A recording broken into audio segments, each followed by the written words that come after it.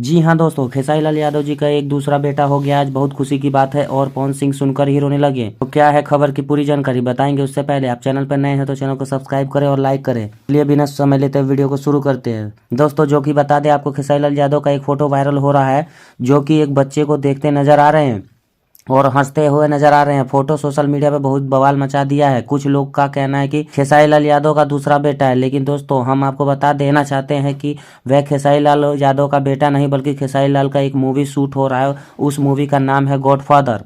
Film shoot हो रहा है, उसी में का फोटो है जो काफी सोशल मीडिया पर बवाल मचा रहा है। जी हाँ दोस्तों, आपको बता दें इसका डायरेक्टर प्राग प्राची जी हैं और खुशी में हो खेसारी लाल बोले हैं कि गांव वाले सोहर। जी हाँ दोस्तों, यही वो सोहर वाला बात है जो सुनकर काफी ज्यादा पवन सिंह चर्चा में नजर आ रहे हैं। काफी ज्यादा विवाद हो रहा है एक स्टेज शो के दौरान, जिस पर बोले थे खेसारी लाल यादव कि पवन सिंह के यहाँ कभी सोहर नहीं बजेगा। तो यह फोटो देखकर तो लग रहा है कि खेसारी जी का दूसरा बेटा है। तो आप क्या कहना चाहेंगे इस बारे में कमेंट बॉक्स में बताइएगा। मिलते हैं अगली वीडियो में, तब तक के लिए अपना ख्याल रखें। धन्यवाद।